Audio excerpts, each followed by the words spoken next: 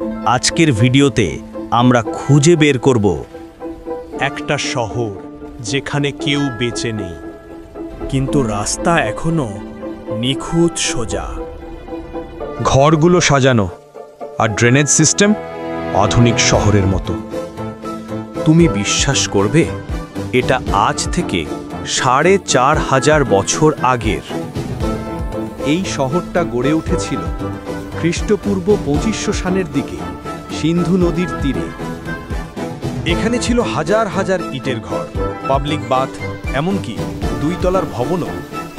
কেন হারিয়ে গেল এমন এক উন্নত সভ্যতা?